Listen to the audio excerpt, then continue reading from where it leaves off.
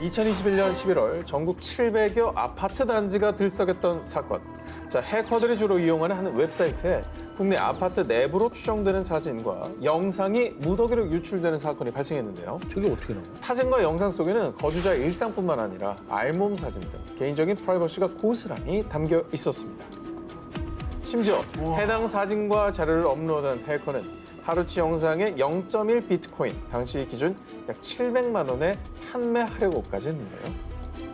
자, 700의 아파트 단지 내 사람들의 사진과 영상이 유출된 경우 바로 아파트 거실 벽면에 달려있는 월패드. 현관 출입문, 난방, 환기 등을 제어할 수 있는 장치였습니다. 자, 월패드에는 보통 경비실이나 다른 가구의 영상 통화를 위해 카메라가 달려있죠. 해커가 이걸 해킹해서 실시간으로 집안을 들여다봤던 겁니다. 심지어 아파트 단지 내 월패드들은 하나의 망으로 연결되어 있어 해커가 한 가구만 해킹을 해도 이걸 통해서 아파트 전체의 월패드를 조작하거나 데이터를 확보할 수 있는 취약점이 있었습니다. 별걸 다 해킹한다 진짜. 요즘에는 웬만한 아파트 저거 다 월패드 있잖아요. 아파트는 다 있다고 봐야죠. 네. 저게 문도 열리잖아요. 저걸로 그러네. 해킹하면 문을 열 수가 있는 거예요. 그렇습니다. 아, 그러겠다. 침입이 그냥 가능한 거죠. 아니, 그럼 대처할 방법이 없나? 이거 너무 불안한데요. 네. 다들 있는데. 해당 사건이 터지자 각종 아파트 커뮤니티에서는 월패드 카메라를 스티커 등으로 가린 인증샷, 저런 사진들이 화제였습니다. 논란이 커지자 과학기술정보통신부는 가구별 망 분리를 의무화하는 조치에 착수, 일부 월패드 업체도 보안 프로그램을 추가 설치하며 영상 외부 전송 차단 등 긴급 대처에 나섰는데요. 보안 전문가들은 월패드에 부착된 카메라를 항상 가려두고 이 비밀번호를 설정하라고 권장. 침해 사고가 발생하면 즉시 인터넷 침해 대응센터 118에 신고하라고 덧붙였습니다. 컴퓨터 캠이나 노트북 카메라는 이제 해킹 때문에 가려두는 사람들을 많이 봤거든요. 근데 집에 있는 월패드까지 가려야 되는지는 몰랐어요, 진짜. 어마어마하네요. 네. 생활의 편리함을 위한 기술의 발전이 되려 범죄에 악용되는 현실, 다시는 이 반복되지 않길 바라며 범인이 반드시 검거되길 바랍니다. 이번 특종은 사진부터 먼저 보여드리겠습니다. 아, 저런 거 너무 무서워. 야, 지금 무슨 가루를 뿌려놓은 거죠? 방금 보신 모습은 현관문 잠금 장치에 붓을 이용해 밀가루를 바른 뒤 지문을 채취하려는 건데요. 자, 그런데 이게 말이죠. 경찰 과학수사대의 지문 감식 현장이 아닙니다. 과학수사대가 할 법한 전문 행동들을 그대로 범죄자가 하고 있었던 겁니다. 열쇠로 돌아가야 되나 싶다니까, 이런 거 보면은. 저게 제 주로 사용하는 번호를 알아낸 다음에 그걸 이제 조합하려고 했던 거죠. 조합이 쉽잖아요. 6이면 뭐야? 4, 4, 3, 1, 6, 4, 24. 이 24가지밖에 없는 거 아니에요, 경우의 수가. 다 계산해봤구나, 미리. 아니, 원래 4개면 그래요. 몇 가지 수법이 있는 거야? 밀가루 갖고 다니는 거 아닙니까? 밀가루 아까 저기 대기실에 아까 몇 개 보이더라고요. 흘려놨더라고. 뭘 들어가려고. 자, 2022년 4월 서울시에서 발생한 이 사건. 남성 B 씨가 직장 동료였던 여성 A 씨의 집에 침입하기 위해 밀가루와 붓을 이용해 현관문 비밀번호를 알아내려 했던 건데요. 20분간 계속된 침입 시도에 집안에 홀로 있던 A 씨는 공포에 떨어야만 했고요. A 씨에게 연락받은 남자친구가 찾아오자 B 씨는 도주를 시도. 결국 체포된 B 씨는 주거 침입과 스토킹 처벌법 위반 혐의로 입건됐습니다. 와, 집에 사람이 있는데 저렇게 한 거예요? 그렇습니다. 뭐 있는 점을 모르니까. 너무 무섭다. 아니, 알고 한 거 같은데? 아, 근데 밀가루로 비밀번호를 알아낸다. 생각지도 못했습니다, 진짜로. 거의 뭐 CSI나 뭐 국정원에서 하는 수사 기법 아니에요? 자, 그런데요. 현관문 잠금 장치를 노린 범죄 수법은 이뿐만이 아니었습니다. 2022년 1월에서 3월까지 대전과 천안 일대 아파트에서 다수의 절도 사건이 발생했는데요. 이번에 도둑들의 범행 도구는 형광펜. 도둑들은 미리 비밀번호를 누르는 도어락에 형광펜을 발라둔 뒤에요. 집주인이 비밀번호를 누르고 들어가면 집주인이 눌러서 형광펜이 지워진 위치를 보고 비밀번호를 알아낸 겁니다. 근데 이게 결국은 성범죄로 이어질 가능성이 너무 높다는 게. 저 여성 혼자 사는 그런 집에 이제 침입했을 경우. 특히 이제 여자 입장에서는 그게 제일 무서운 거죠. 자, 이 같은 범죄를 예방하기 위해서는요. 우선 비밀번호 입력 시 아무도 없다고 하더라도 몸으로 일단 가려서 비밀번호의 노출을 막는 거는 기본이고요. 또 비밀번호는 주기적으로 변경을 좀 하시고 당연히 뭐 1, 2, 3, 4, 5, 6, 7, 8 이런 쉬운 번호도 금물입니다. 자, 그리고 지문이 남지 않도록 수시로 패드 부분을 자주 닦아주시는 것도 좋은데요. 덜하게 지문이 남지 않도록 하는 안심 필름을 부착하는 것도 범죄 예방에 도움이 됩니다. 오, 그런 게 있어? 갈수록 교묘해지는 지능 범죄, 경각심을 갖고 평소에 개인정보는 철저하게 보호하시기를 권해드립니다. 2022년 4월 영국 19세 여성 에버 킬링은 친구들과 함께 한 바를 찾았습니다. 그런데 어느 순간 어지럽더니 구토를 했고 걷지도 못했어요. 이상 증세를 호소한 킬링. 친구들의 도움을 받아 겨우 귀가했는데요. 그리고 다음 날 갑자기 팔이 부어올라 병원을 찾은 킬링은 알 수 없는 무언가에 오염된 주사 바늘에 찔린 것을 확인했습니다. 어머, 원래 또 무슨 약물 주입하고 그런 거 아닙니까? 그러니까 주사 테러 같이. 야, 그럼 뭐 구토가 걷지도 못할 정도면 이거 심각한 뭐 이상한 물질을 넣었나 보죠? 그리고 앞서서 2021년 10월 영국 친구들과 함께 클럽을 찾은 19세 여성 자라 오웬은 갑자기 블랙아웃. 집에 어떻게 왔는지 기억이 나지 않아요. 다리가 아파서 보니까 바늘에 찔린 자국이 있더라고요. 불행 중 다행으로 끔찍한 성범죄에 희생되진 않았지만요. 오웬 역시 정체불명의 주사바늘 테러 피해를 입었습니다. 아니, 범행 수법이 동일하잖아요. 그러니까 뭐 여성들 노리는 어떤 범죄 같은데. 그런데 이 두 사건은 빙산의 일각에 불과했습니다. 2021년 영국 2달간 주사기 테러 274건 발생. 헐. 2022년 프랑스 석 달간 주사기 관련 300건 이상 민원 접수. 이 밖에도 독일, 아일랜드, 스페인 등 유럽 곳곳에서 수백 건의 주사바늘 테러 신고가 접수됐습니다. 자, 유럽을 덮친 의문의 주사바늘 테러 사건에 각국에서 수사에 돌입했습니다. 대부분의 피해자가 어지러움, 구토 증상을 보이고 심할 경우 기절까지 했는데 문제는 피해자들을 찌른 범행 도구인 주사바늘은 전혀 발견되지 않았고요. 피해자들의 이상 증상을 유발한 약물의 정체도 확인 불가. 확인 불가래. 뭔지도 몰라. 나도 모르게 누가 찌르고 간다니까 이거 너무 공포스러운데요. 하지만 무엇보다 가장 큰 문제는 수백 명의 피해자가 발생했지만 주사바늘 테러의 배후, 범인에 대한 실마리조차 찾지 못했다는 겁니다. 단순한 장난이 아닐 수도 있다는 생각이 들고 그게 무서운 것 같아요. 대체 뭘 원하는 건지, 뭐 왜 자칫 이러는 건지. 인신매매나 성범죄로도 이어질 수 있는 충분한 개연성이 있거든요. 빨리 잡아야겠는데요. 그렇죠. 유럽을 덮친 의문의 주사바늘 테러는 여전히 계속되고 있는데요. 부디 하루빨리 범인이 잡히고 실체가 밝혀져 더 이상 피해자가 발생하지 않길 바랍니다. 최근 일부 청소년들 사이에서는 이 같은 은밀한 대화가 오간다고 하는데요. 너 그거 구했어? 난 아직. 병원에선 처방을 안 해주더라고. 야, 무슨 걱정이야. 요즘 SNS에서 다 팔아. 같이 사자. 일부 청소년들 사이에 이 약이 엄청난 붐을 일으키고 있습니다. 바로 향정신성 식욕 억제제. 나비처럼 생긴 모양 때문에 일명 나비약이라 불리는 약입니다. 자, 요즘 일부 청소년들의 경우 깡마른 몸매에 대한 병적인 선망을 가지고 있는데요. 다이어트를 위해 무작정 굶다 못해 먹고 토하기를 반복하는 일명 먹토. 또 씹기만 하고 뱉어버리는 일명 씹토에 그치지 않고 인위적으로 식욕을 억제하기 위해 불법적으로 식욕 억제제를 구입해 복용하는 겁니다. 아, 저걸 왜 선호할까?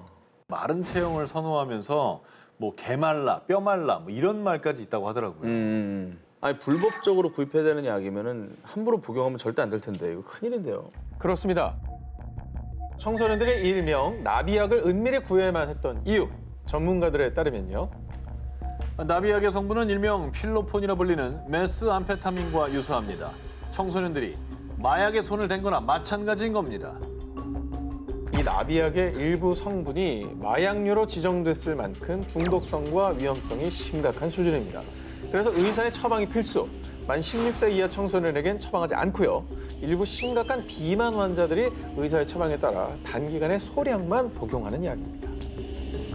하지만 살 빼는데 혈안이 된 일부 청소년들은 SNS 등에서 이 나비약을 불법적으로 구매, 남용하고 있는 건데요. 아이고.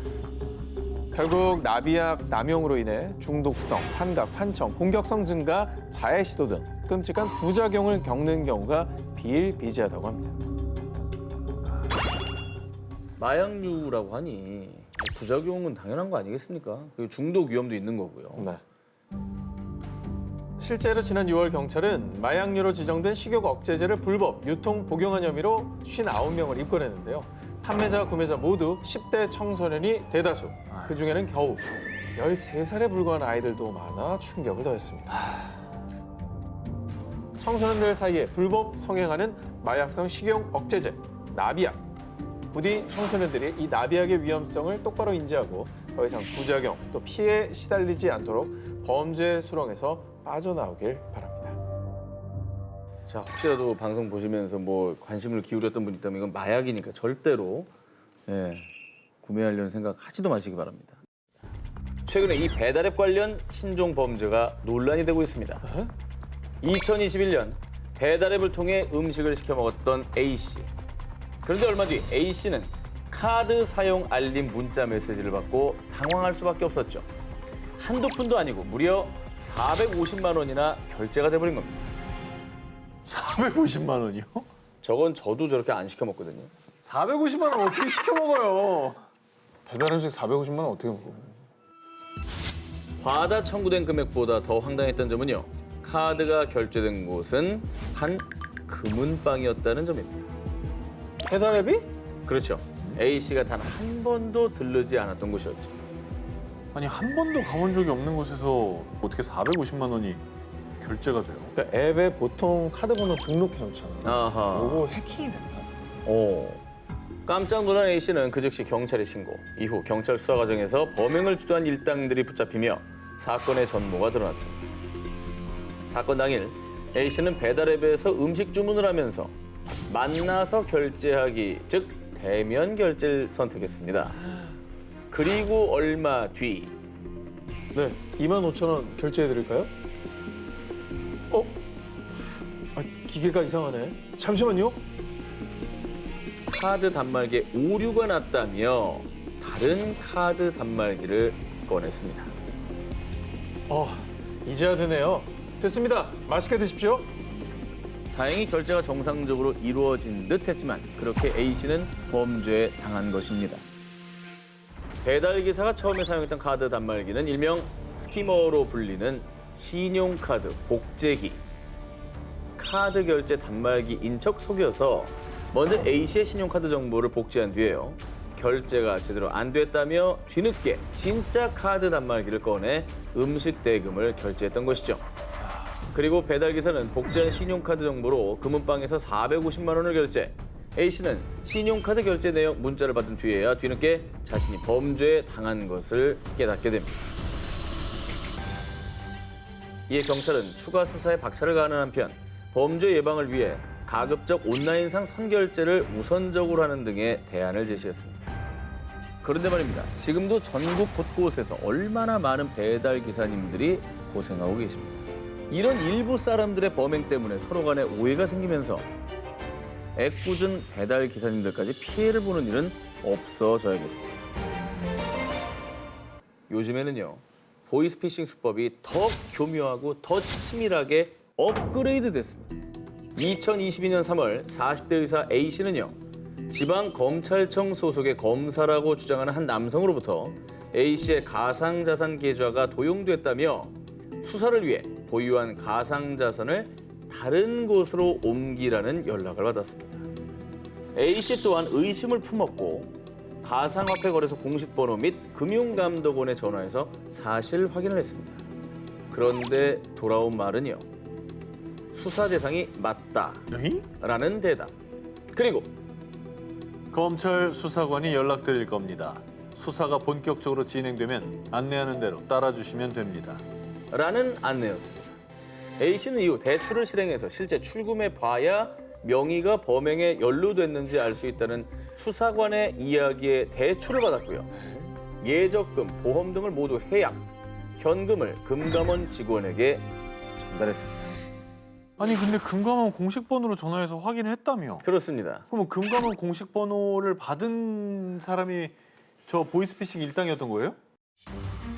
나름 확인한다고 해봤지만 A씨는 결국 보이스피싱 역대 최대 금액인 총 41억 원의 피해자가 됐습니다.